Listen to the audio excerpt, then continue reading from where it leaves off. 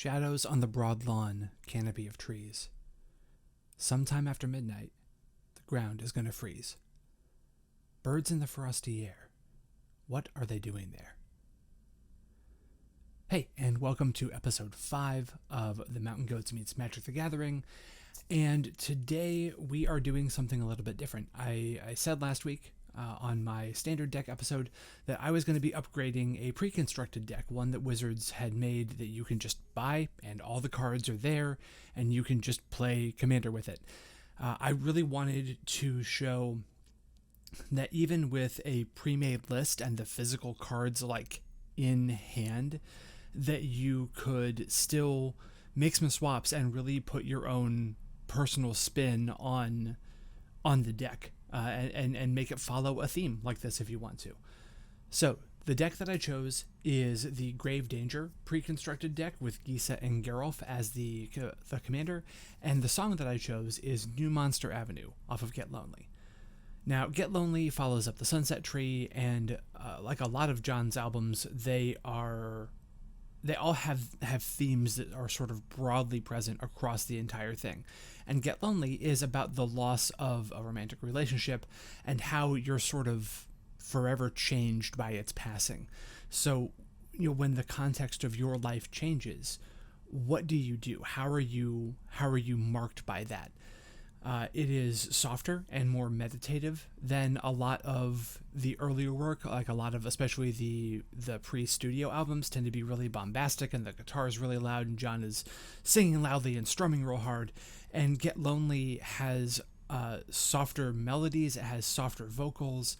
It still, however, packs quite the emotional punch. This is one of those albums so that when I'm listening to the Mountain Goats, I tend to do this thing that I guess is just a very me thing to do, where I listen to their studio albums or all their albums in reverse chronological order, right? So I start with the most recent release and go all the way back. And there was a day where I was listening, I was doing some work, and suddenly, to me, inexplicably, I started to get sad. And I couldn't quite figure out why, because I listened to the Mountain Goats all the time. Like, what could it be? And I realized that I had gone deeper than I usually do in one of my reverse chronological runs, and I'd hit Get Lonely.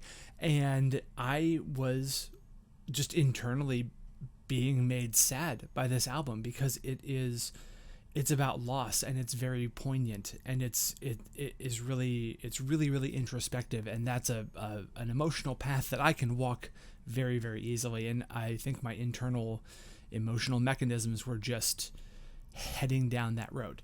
Now, New Monster Avenue, second track on the album, it's a brief song. It is only 3 verses. There's no chorus to speak of, and it sort of is this person who is looking at their life and who's wondering, as they look around and see the things that are around them, what's it going to be like when I come back out into the world? Am I, in some cases, almost literally a monster?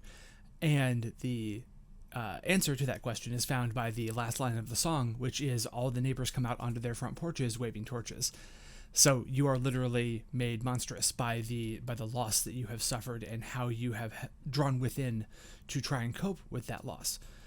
As with many of these choices, it may seem like a really weird choice for a deck to theme, a commander deck around it.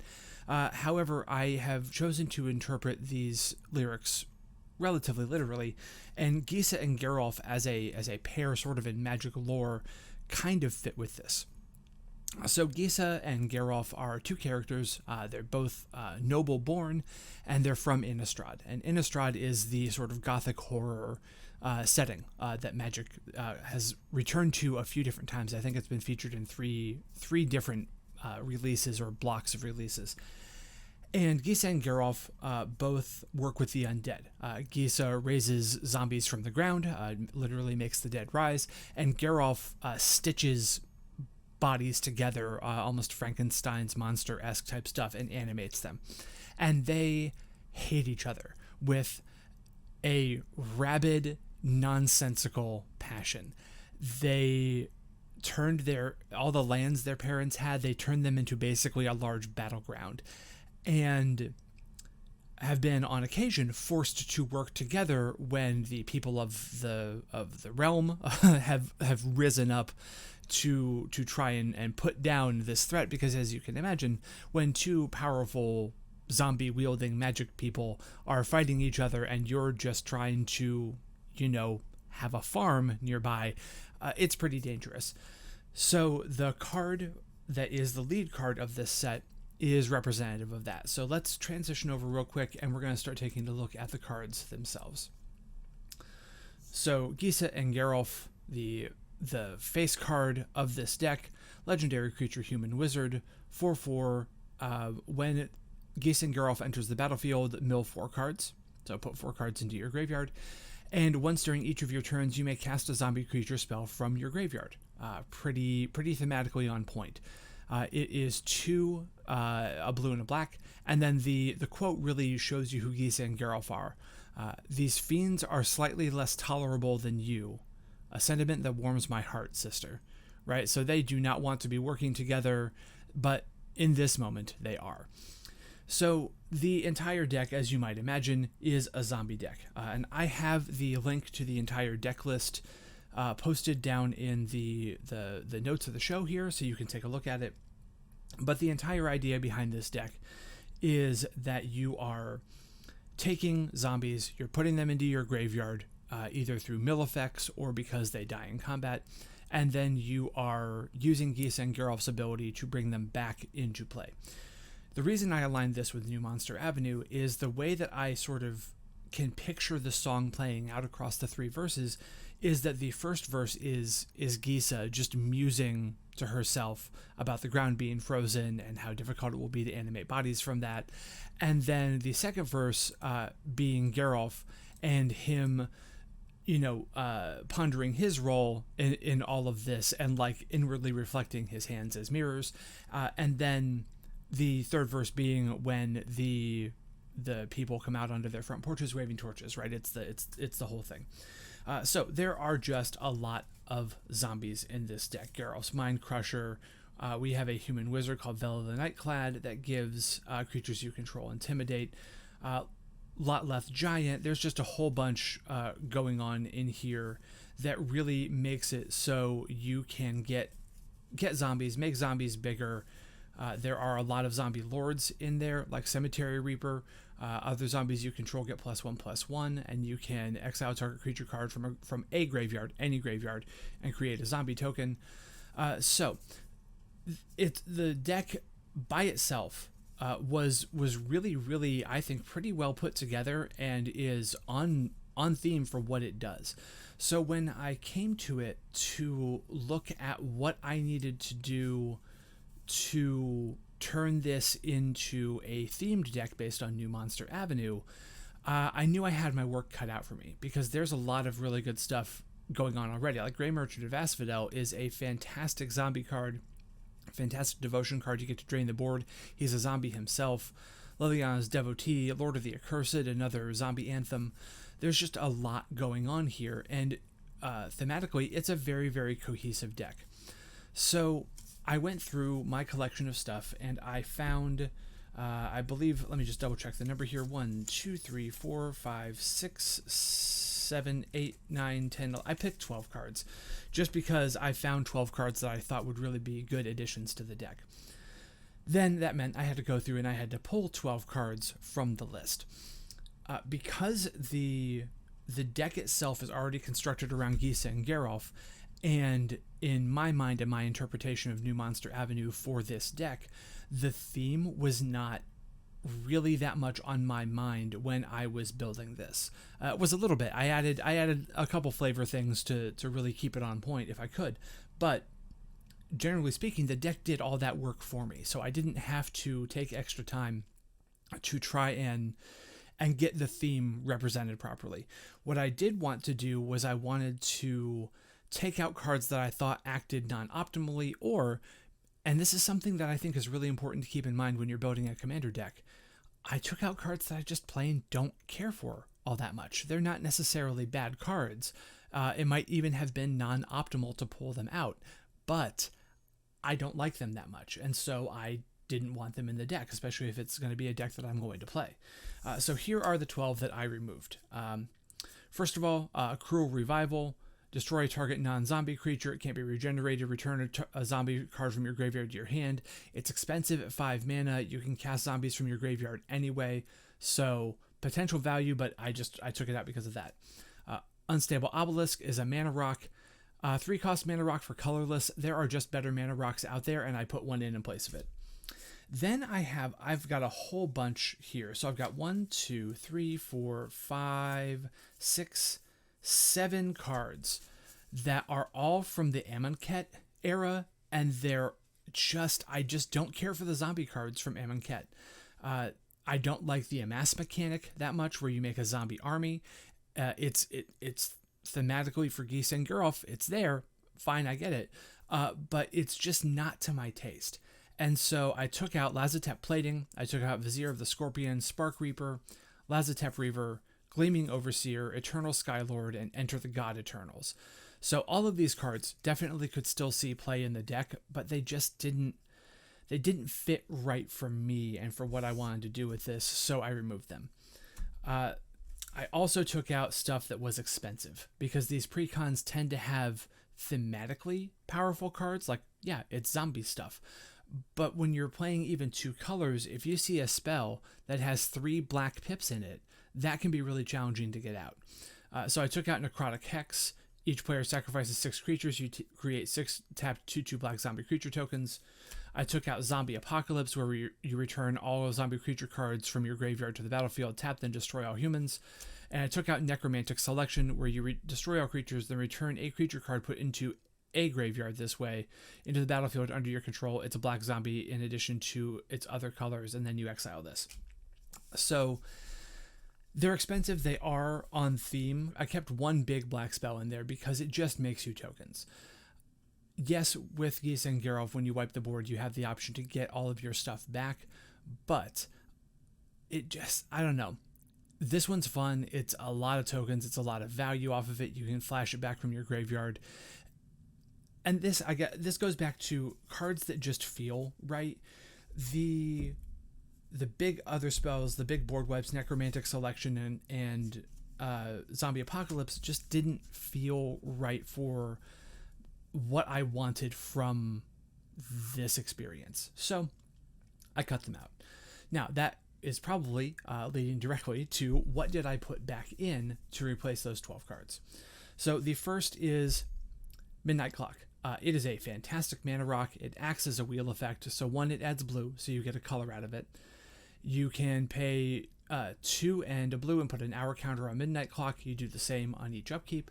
And then on the 12th hour, when the 12th hour clock gets on there, you shuffle your hand into your graveyard, your hand and your graveyard into your library, then draw 7 cards. So you get to refresh your entire library from your graveyard and draw a fresh hand of 7.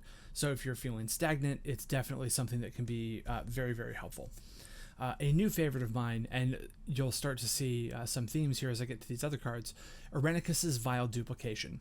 A sorcery that creates a token copy of target creature I control, except it is has flying, and isn't legendary if the creature is legendary. So this lets you double up Geese and Geralf if you want to. It lets you double up some of your other legendary creatures for additional effect. That is really cool. And also, here's the other theme, and something that I think is really important for a deck like this. It gives the creature flying. So you're going to see those kinds of things crop up throughout here. There are other cards in the main deck that provide flying to your zombies, but I wanted to reinforce that effect.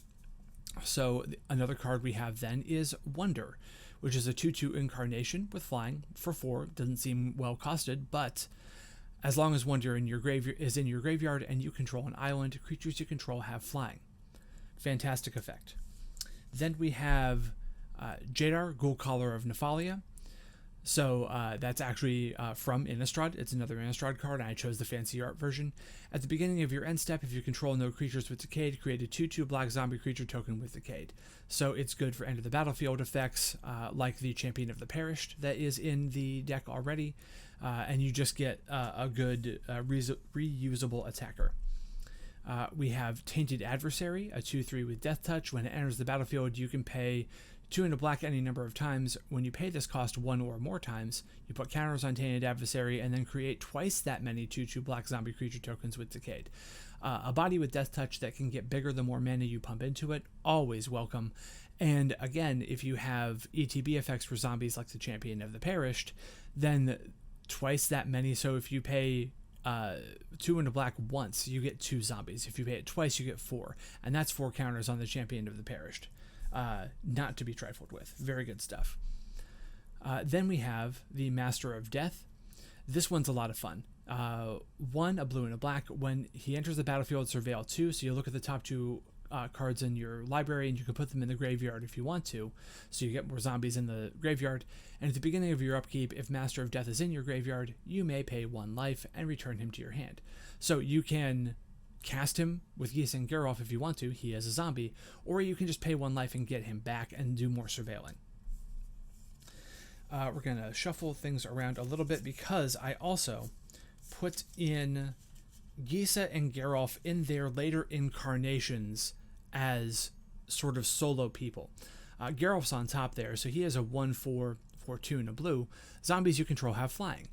Useful. Pay a blue and tap and sacrifice another non-token creature. Create an XX blue zombie creature token where X is that sacrificed creature's toughness. So if you have a creature that's going to die, you can tap and sacrifice that non-token version and make another big body in place of it, because Geralf just stitched it together. Then Gisa Glorious Resurrector. A 4/4 for 2 and 2 black.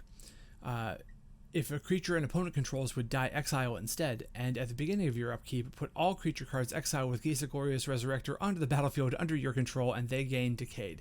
So they become zombie tokens that you get to use, and it's a wonderful effect, preventing opponents from accessing their own graveyards. Hugely powerful effect in Commander.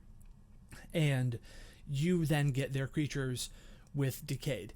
So you don't have to attack with them, you can just use their passive abilities. It's a lot of fun, and I wanted to have both Gisa and Geralf there in their later incarnations.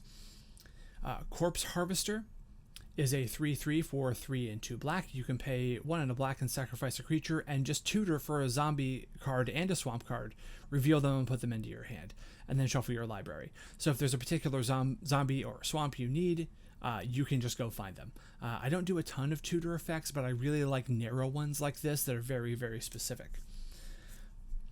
There aren't a ton of counterspells in this deck, so Overcharged Amalgam kind of fills that slot. So for 2 and 2 blue, a 3/3 with flash and flying, so you can flash him in to counter. And then you exploit. When it enters the battlefield, you may sacrifice a creature, and that includes Overcharged Amalgam itself if you are interested in that. And when Overcharged Amalgam exploits a creature, counter target spell, activated ability, or triggered ability. So this can counter Planeswalker abilities, it can counter triggered abilities from ETB effects. Very powerful, good to have around if you are in need of stopping nonsense. Last 2 cards, Pontiff of Blight is just a fun one. 4 and 2 black for a 2/7 with Extort. Whenever you cast a spell, you may play a white or a black, and if you do, each opponent loses 1 life, and you gain that much life, and other creatures you control have Extort. Now, a quick note on the rules. Obviously, color identity is a thing in Commander, and this is a blue-black deck. You see a white pip there. That is, however, reminder text as to what Extort does, so it does not mess with the color identity of the Pontiff of Blight. So you can just pay the black, and you can drain life from your opponents, and you gain that much life. If you have all 3 opponents on the battlefield, then you are draining them for 1 each and gaining 3, and it's every single spell, and other creatures you control have Extort. So if you cast 1 spell and you've got 4 creatures, you can pay 4 black and drain for 4 and gain 16.